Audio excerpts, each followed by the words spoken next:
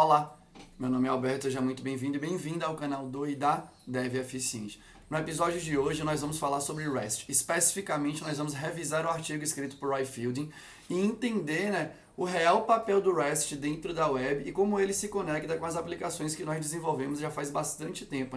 Sem contar que REST é um objeto de debate intenso entre os desenvolvedores e desenvolvedoras nas mais variadas empresas. Projetos e mais projetos são desenvolvidos baseados nesse estilo arquitetural. E a ideia é relembrar as premissas do REST, o que é que o cara estava pensando naquela época e como que a gente usa hoje em dia. Tem muita coisa interessante, eu tenho que parar de falar, já me falaram isso no Twitter. Então vamos lá. A primeira coisa que eu botei aqui um roteiro grande para mim, beleza? Quando eu vou revisar artigo científico, revisar publicação científica desse povo que tem um cérebro muito mais evoluído que o meu, é muito importante para mim ter um roteiro um pouquinho mais bonitinho para conseguir não me perder em tanta coisa que eu preciso falar. Então a primeira coisa que é citada no artigo, que é definida no artigo, é a restrição do escopo. Ele fala que ele vai discutir arquiteturas a nível de aplicação. E aí ele é explicado como a arquitetura de aplicação, que se preocupa com a aplicação, uma arquitetura distribuída de aplicação é diferente de uma arquitetura distribuída simplesmente de rede, que se preocupa apenas com a rede. O que é que ele quer dizer com isso? Uma arquitetura distribuída que se preocupa com a aplicação, ela se preocupa com o motivo, com o porquê de cada requisição que vai ser feita entre o cliente e o servidor. Em qual contexto eu estou inserido fazendo aquela aplicação? Será que eu deveria fazer cache? Será que eu não deveria fazer cache? Você tem N perguntas que você faz para cada uma das requisições que você vai fazer. Então, por outro lado, quando você vai pensar num estilo arquitetural focado apenas na rede, você não se preocupa em qual contexto que eu estou inserido. O único objetivo é eu preciso levar o bit desse ponto para esse ponto. Então, quando você... Falei um cacete. Então, quando você for pensar, de que tipo de arquitetura de rede que ele está falando, Caramba, vou esquecer sobre esse beleza? De que tipo de arquitetura de rede que está sendo falada? Das que estão mais abaixo, da camada, da stack de protocolos de rede que a gente é acostumado a lidar. Tudo bem?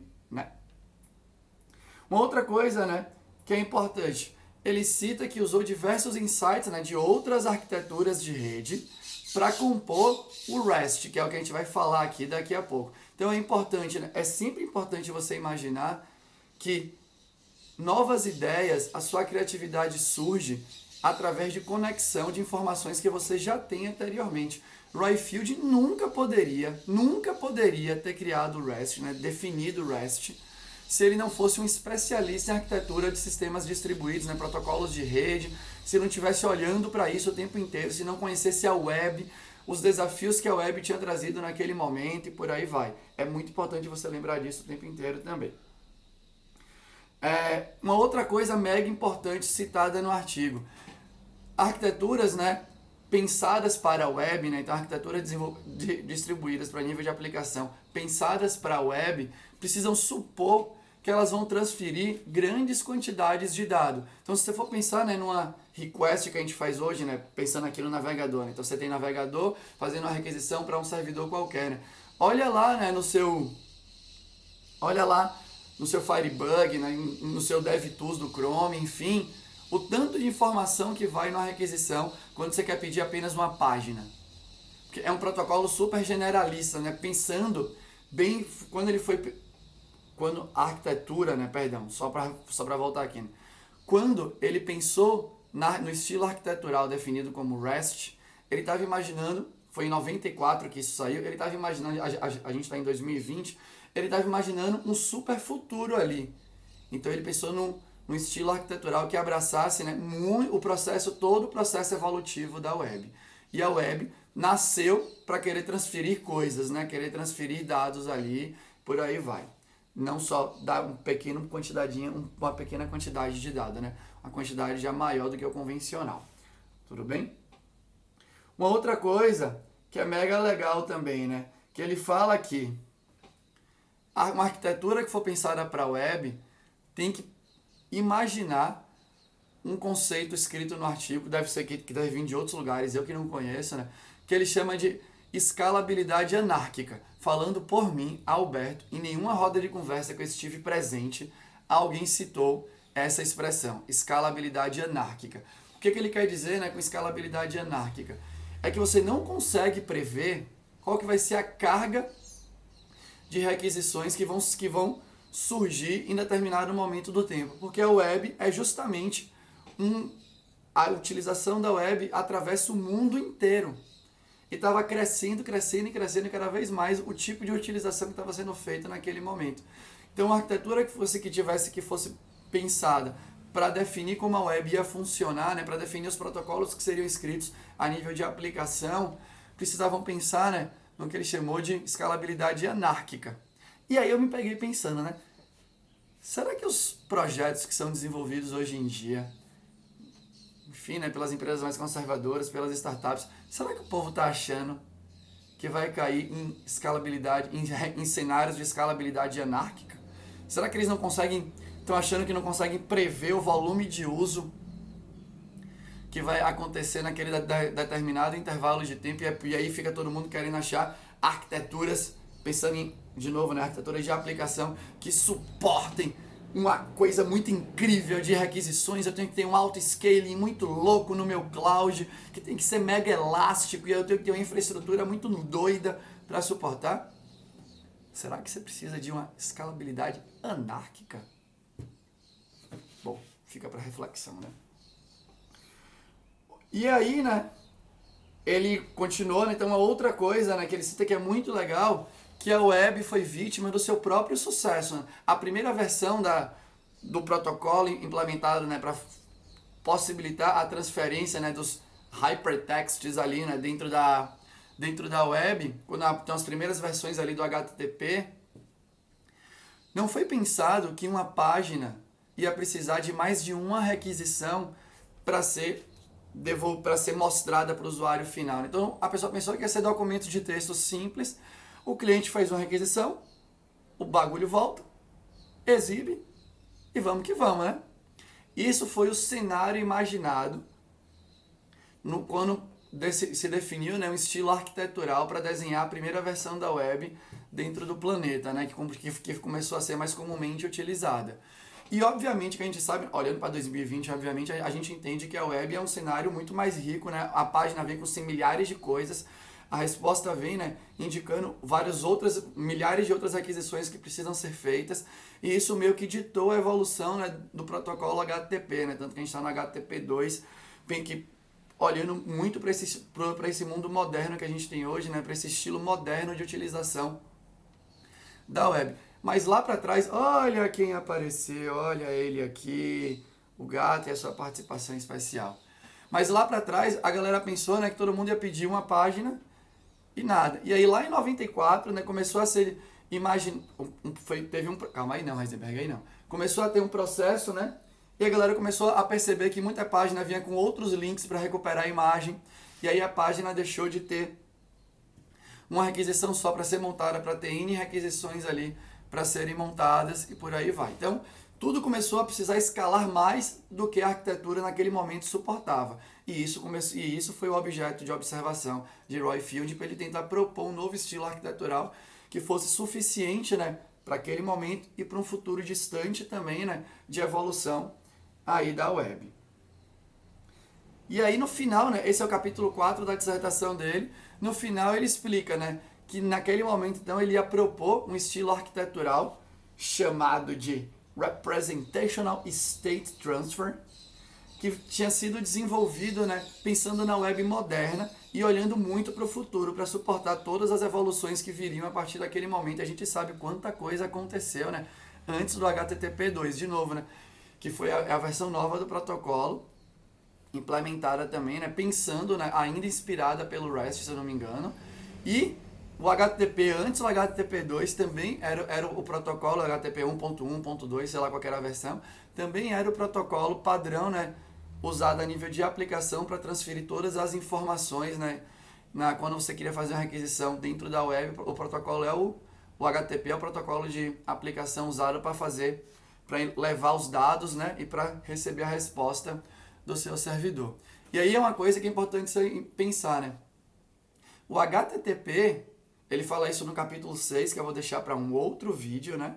Mas o HTTP, né, o protocolo HTTP foi desenhado usando como inspiração o REST, né? Então, o estilo arquitetural REST inspirou a repadronização, né, da versão nova do protocolo HTTP naquele momento. Então, olha que interessante, né? Não sei se isso é claro para quem está vendo o vídeo, mas o HTTP foi inspirado pelo estilo arquitetural, né, REST, a versão nova do HTTP. Não é que REST opera sobre HTTP. HTTP foi a versão nova do HTTP foi criada, a versão 1.1, se eu não me engano, 1.0, 1.1 foi criada usando como estilo arquitetural o REST, o que é muito interessante, né? Dado as discussões que a gente vê no dia a dia, parecendo que REST usa HTTP, não o contrário. E aí ele vem, né? E no capítulo 5 ele começa a descrever o REST. Então a primeira coisa que acho que é importante falar é a definição em si, né, de REST. Duas coisas importantes. A primeira é, a arquitetura REST deveria ser pensada para sistemas distribuídos que fazem uso de hypermedia. Essa é a primeira restrição dele.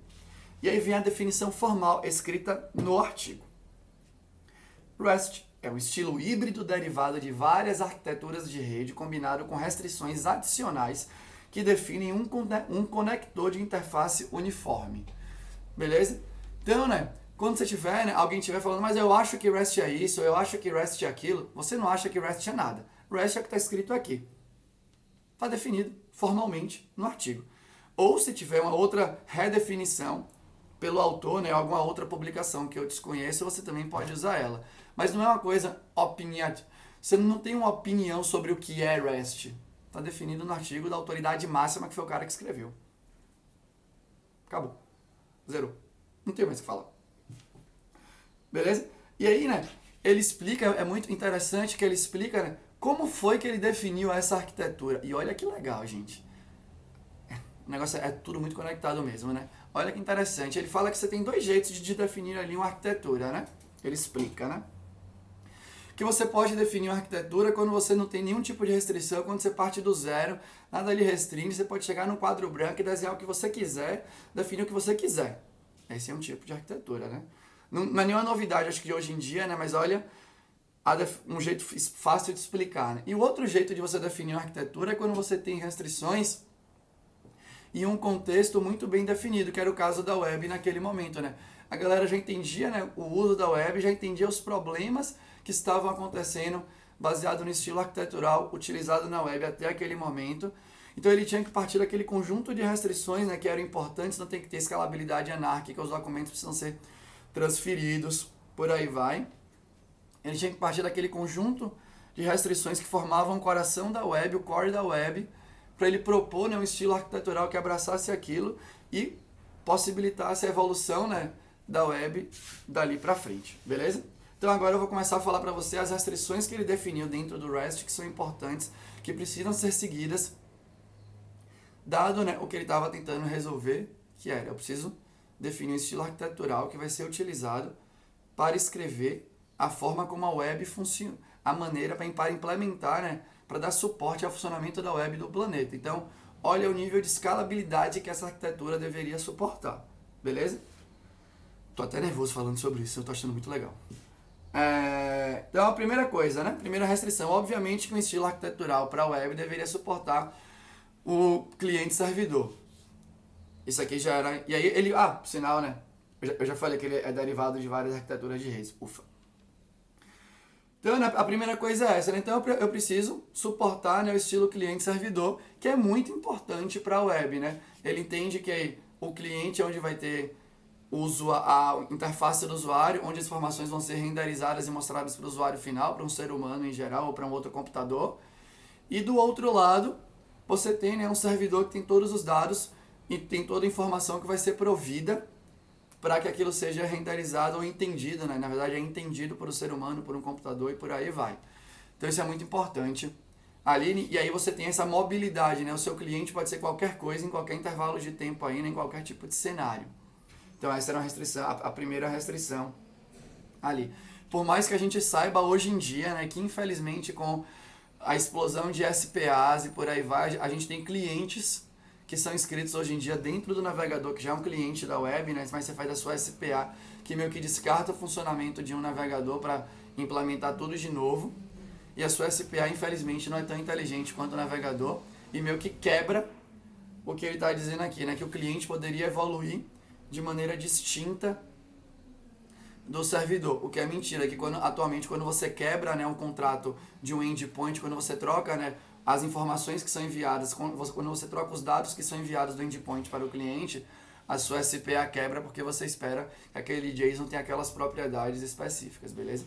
Não estou criticando nem nada, estou comentando um fato. A outra coisa que ele cita, né, que é uma restrição importante, é que ele está olhando, né, para a escalabilidade anárquica. Então, né, quando ele está pensando em REST, ele está pensando uma restrição arquitetural, né, é que é o lance do stateless, está aqui escrito, né? Toda requisição tem que ser capaz de levar todas as informações necessárias para processar aquela própria requisição. Então, o que ele quer dizer com isso? Né? Quando você faz uma request para um servidor, a sua request tem que levar tudo o que o servidor precisa para processar aquela requisição. Então, quando você olha de novo para um navegador, o navegador, quando envia a requisição, todas as informações, pensando, supostamente, né, todas as informações estão ali, né? Você tem os cookies, que levam diversos tipos de informações que foram colhidas de requisições anteriores que você quer manter naquela requisição. Você leva o payload, né, que são os dados em si, o corpo ali da requisição com que você está mandando para o servidor. Você manda o header da requisição que explica diversas coisas, né, qual tipo de formato de dado que você está enviando e por aí vai. Beleza? Então é isso que ele quer dizer com stateless. E aí ele explica, né, que isso é muito importante para você ter escalabilidade, porque obviamente como você pode ter, né, milhares de clientes mandando requisição, porque todos os clientes mandam, né, todos os dados naquela requisição. Né? Você não tem estado compartilhado entre os servidores, o que limitaria a sua escalabilidade no cenário de escalabilidade anárquica aí. Tranquilo? Ele também fala sobre a confiança do dado, né, sobre a reliability ali, porque a requisição leva toda a informação necessária. Então, realmente, né, faz todo sentido. E ele também cita uma outra expressão que é visibility, que é o quão fácil eu enxergar, né, eu conseguir monitorar os dados que estão sendo enviados em cada uma das requisições. Ele cita que quando a sua requisição leva todos os dados, é mais fácil, porque você olha apenas para a requisição. Você não precisa ter, né, alguém olhando para múltiplos lugares diferentes para entender como aquela requisição está, como os dados daquela requisição estão, né, chegando, quais são os dados realmente que precisam ser utilizados para aquela requisição ser executada no servidor. Mas aí, de novo, né, nesse momento aqui, ele não estava imaginando que na arquitetura, né, de aplicações que são desenvolvidas sobre a web hoje em dia, uma requisição, quando entra no servidor, ela é quebrada em várias mini requisições, né, para a galera que usa arquitetura distribuída baseada em microserviços, por exemplo. Aquela requisição é quebrada em várias mini requisições e sim, você precisa ter ferramentas dentro do seu sistema que olham para cada uma dessas mini requisições que são feitas no fluxo total para resolver uma requisição de um cliente, né? Para você fazer esse tracking da request, né? Para você conseguir juntar os logs que são escritos em várias aplicações diferentes, mas que dizem que fazem relação com o mesmo contexto, né? Coitado de Royfield, né? Não imaginava o quanto o povo estava imaginando que precisava de arquiteturas anárquicas hoje em dia, né? Jesus amado. Aí, uma outra restrição importante, né? Quando você decide usar o REST, né? Então, ele explica, né, que o cache é muito importante quando você entende, né? Quando você olha para a performance, porque obviamente a arquitetura cliente-servidor naturalmente ela tem uma performance pior do que uma arquitetura que não é cliente-servidor, e a web é cliente-servidora por definição. Você tem um cliente que dispara uma requisição para um servidor em busca de uma informação.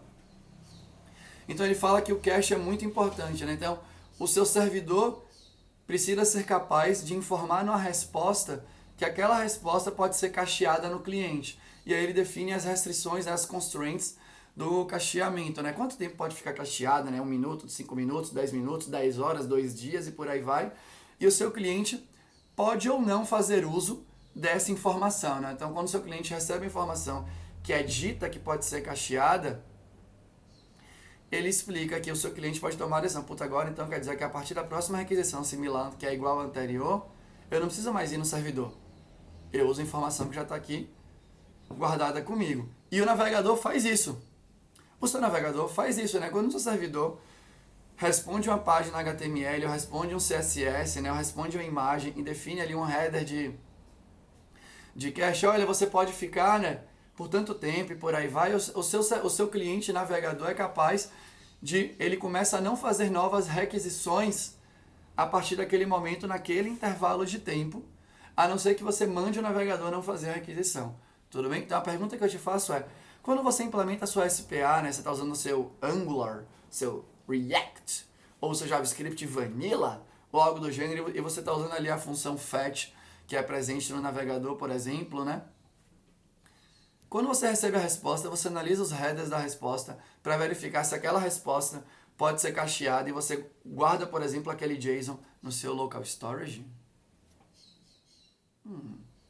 Tô falando, eu não guardo, só para deixar claro, né? Eu faço a requisição regularmente o tempo inteiro.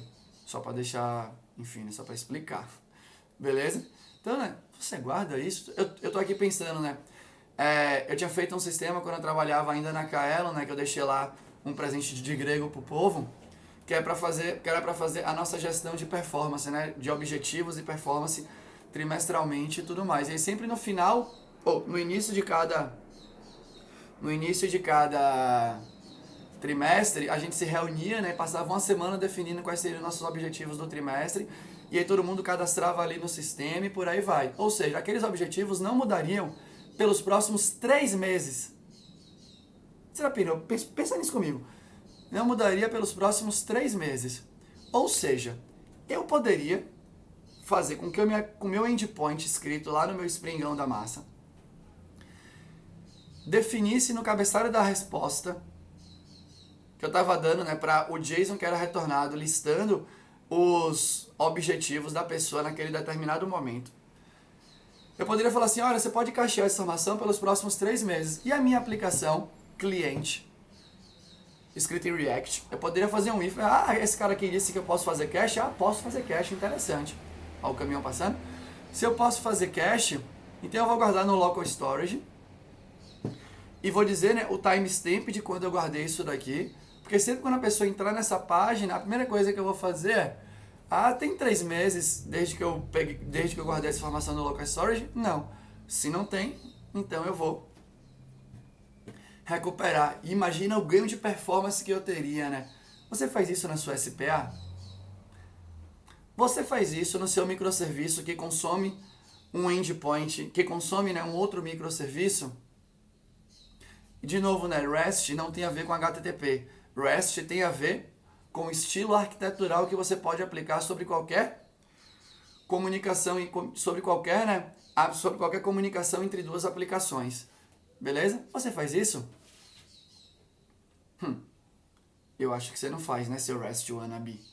E aí ele também comenta, obviamente, né, do perigo, né, ou do downside de você usar uma arquitetura, de você colocar, né, cache na aplicação, que você pode enxergar aquela informação pode deixar de ser a atual, né, naquele range, né, naquele intervalo de tempo, mas é para isso que você bota os cabeçalhos de inspiração. Beleza? Tudo isso ele foi pegando de outras arquiteturas de rede que já existiam. Aí chega no ponto alto, né, que ele considera o ponto alto ali da arquitetura que ele estava propondo, que era Uniform Interface. Então, né, nas palavras dele, essa é a feature que diferencia o REST dos outros estilos arquiteturais para aplicações distribuídas. Ele basicamente quis criar um jeito uniforme do cliente e o servidor se comunicarem, né, que suportasse esse lance de grande transferência de dados. Então, é por isso que sempre quando você vai fazer uma requisição usando HTTP, que é um protocolo inspirado no REST, você faz isso, né? Você define que tipo de dado que você está mandando, porque você pode mandar diversos tipos de dados, porque a web suporta o envio, né, a solicitação de diversos tipos de dados aí, né, a solicitação e envio, né. Então, qual que é o seu content type, né, qual que é o seu tipo de dado? É JSON? É XML? É uma imagem? É um vídeo que você está querendo? Ou você está enviando? Você está enviando um arquivo? Você está enviando um texto puro? Você está pedindo um texto em formato de HTML?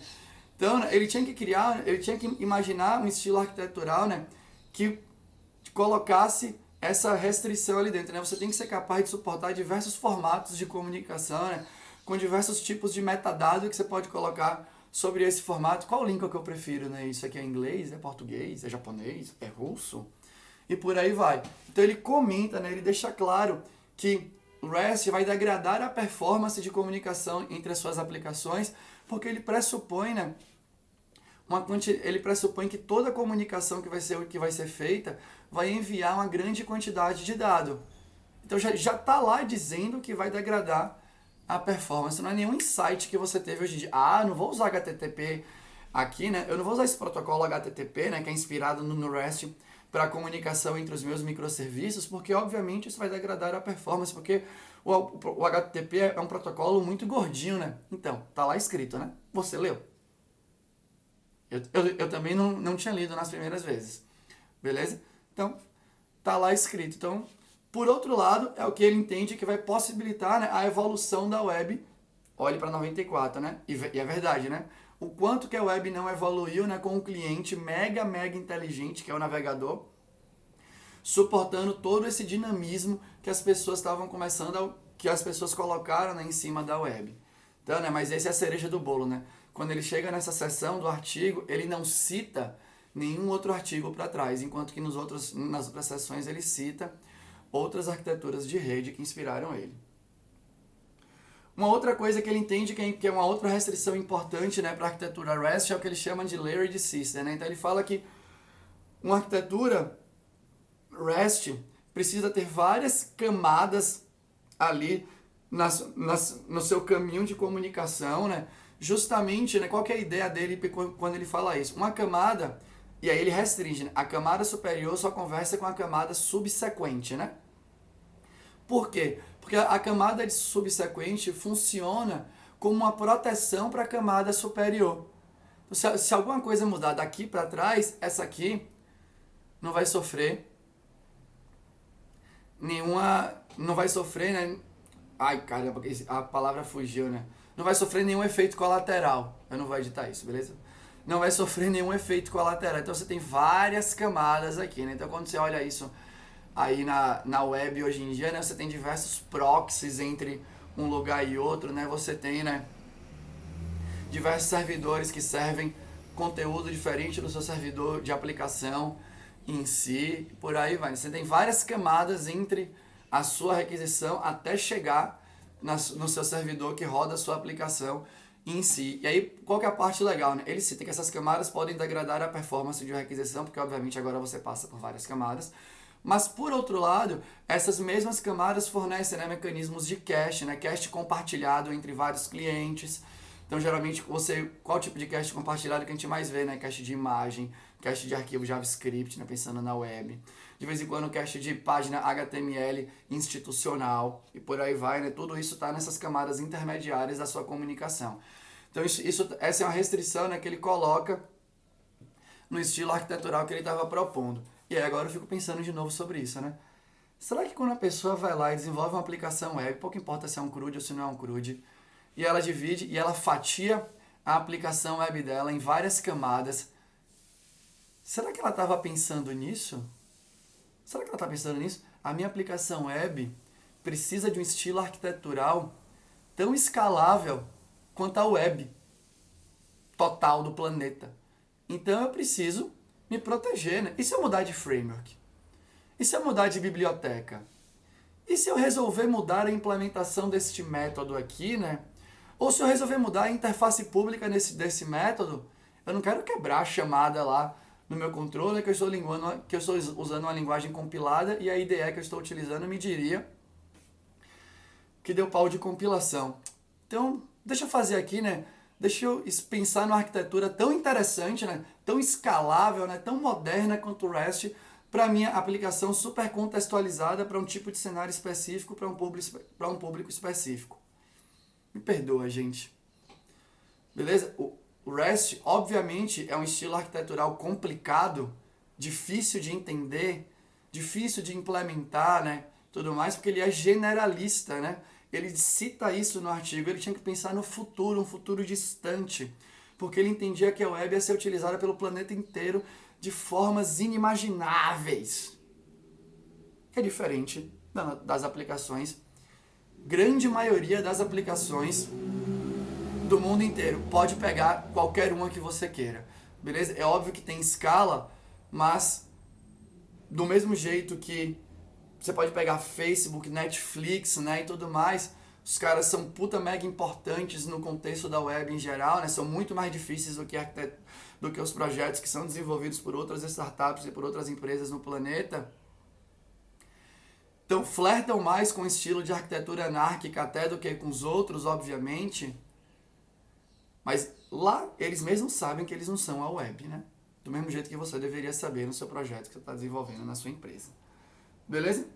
E tem uma última coisa que é muito louca também, né? Uma outra restrição que ele coloca no estilo arquitetural proposto, no REST de novo, né? Que é o que ele chama de Code on Demand.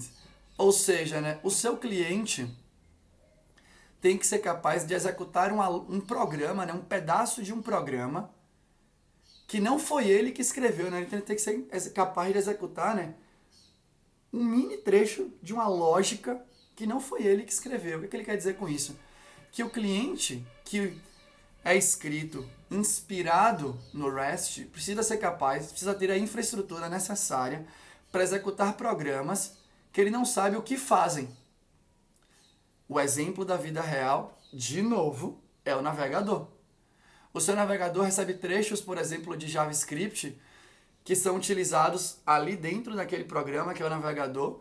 Então ele tem a infraestrutura para executar aquilo, mas ele não sabe o que vai ser executado. Tanto que você pode fazer uma página que dá while true e o seu navegador vai começar a executar e ele é inteligente o suficiente, né, para te dizer, para mostrar uma mensagem para você, dizendo, olha, essa página tem script que é danoso para você, você quer fechar, né? Olha a inteligência do navegador, né? No mundo moderno a gente chama isso de resiliência, beleza? O navegador, ele consegue, né, perceber que um script maligno, ou seja, que um servidor retornou uma coisa maligna para você e sugere para você, cliente, fechar aquilo.